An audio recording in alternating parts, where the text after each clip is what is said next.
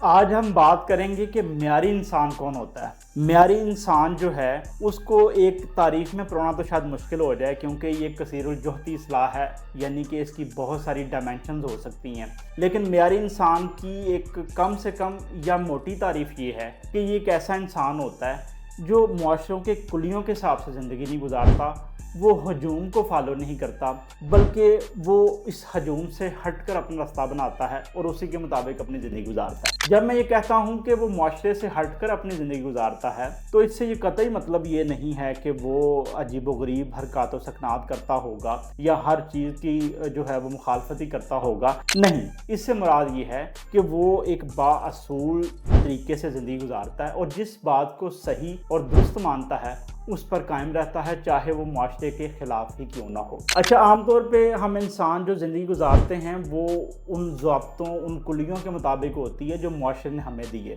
قطع نظر اس چیز کے کہ وہ صحیح ہیں یا غلط ہیں یا رواج ہیں یا وہ عام طور پہ ایک سوسائٹی میں رائج ہو گئے ہیں۔ ہم جو ہے وہ اسی کو فالو کرتے ہیں اور اسی کے مطابق زندگی گزار رہے ہوتے ہیں۔ لیکن معیاری انسان کی یہ اپروچ نہیں ہوتی، بلکہ معیاری انسان جو ہے وہ ایک بااصول طریقے سے ایک بالکل درست سمت میں جو ہے وہ جس بات کو ٹھیک مانتا ہے اس پہ قائم رہتا ہے اور اسی کے مطابق زندگی گزار رہا ہوتا ہے۔ میں ہجوم اور معیاری انسان میں جو ڈیفینیشن کر رہا ہوں اس کا جو سینٹرل پوائنٹ ہے وہ انسان کے اقوال نہیں ہیں بلکہ اس کے اعمال ہیں۔ باتیں تو ساری اچھی کر لیتے ہیں، میجورٹی جو ہے وہ اچھی باتیں کر کے جو ہے اپنے آپ کو اچھا ثابت کر رہے ہوتے ہیں، لیکن معیاری انسان جو ہے ان کے اعمال جو ہیں وہ اس چیز کی گواہی دے رہے ہوتے ہیں کہ وہ ایک اچھی اور درست بات کر رہے ہیں۔ خود حضرت اقبال نے اپنے بارے میں ایک بات کہی، جال دو کہ وہ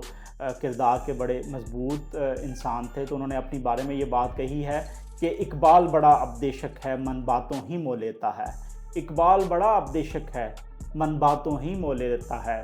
گفتار کا یہ غازی تو بنا، کردار کا غازی بن نہ سکا۔ آلدو کہ وہ کردار کے غازی بھی تھے اور گفتار کے غازی بھی تھے، لیکن یہ ایک معیاری انسان کی نشانی ہے کہ اس کے الفاظ نہیں بلکہ اس کے اعمال بات کرتے ہیں۔ معاشرے میں جو معیاری انسان ہیں وہ چند ایک ہی ہوتے ہیں، وہ بہت کم ان کی تعداد ہوتی ہے۔ میں ایسے لوگوں کو جو ہے وہ ریڈ والے لوگ کہتا ہوں۔ ریڈ والے لوگ اس وجہ سے کہ ایسے لوگ مضبوط انسان ہوتے ہیں جو ایک بہاؤ کے اپوزٹ سمت پہ چل رہے ہوتے ہیں، یعنی کہ جن طریقوں سے سوسائٹی چل رہی ہے وہ اس طرح سے نہیں چل رہے ہوتے۔ اس وجہ سے انہیں معاشرے میں جو ہے وہ بہت ساری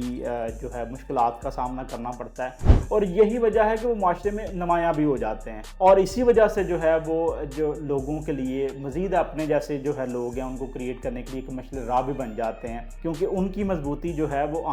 بعد میں آنے والے لوگوں کے لیے آسانی کا باعث بنتی ہے۔ جب میں معیاری انسان کی بات کرتا ہوں تو میں آپ کو یہ بتانا چاہتا ہوں کہ میں انسان کی ہی بات کر رہا ہوں، میں کسی فرشتے کی بات نہیں کر رہا۔ انسان جو ہیں یہ غلطیاں کرتے ہیں، یہ خامیاں ان میں ہوتی ہیں، ایسے معیاری انسانوں میں بھی خامیاں ہوتی ہیں، وہ غلطیاں بھی کرتے ہیں، لیکن وہ اس پہ اصرار نہیں کرتے۔ وہ جب کسی غلطی کو آئیڈینٹیفائی کر لیتے ہیں تو وہ پھر اس پہ اس کی کریکشن کرتے ہیں اور اپنی جو ہے وہ تزکیہ کر کے ایک لیول تک پہنچ جاتے ہیں۔ علامہ صاحب نے یہ کہا تھا کہ صاحب ساز کو لازم ہے کہ غافل نہ رہے، صاحب ساز کو لازم ہے کہ غافل نہ رہے، گاہے گاہے غلط ہنگ بھی ہوتا ہے سروش۔ خامیاں ہو سکتی ہیں لیکن وہ اس پہ مصر نہیں ہوتے۔ میں جب قرآن پاک پڑھتا ہوں تو مجھے انسان کو جو ہے وہ پیوریفائی کرنے کے لیے بہت ساری انسٹرکشنز ملتی ہیں، میں تو اس کو یہی کہتا ہوں کہ سارا کا سارا قرآن پاک جو ہے وہ انسان کو معیاری انسان بنانے پہ تلا ہے۔ اس کی ساری جو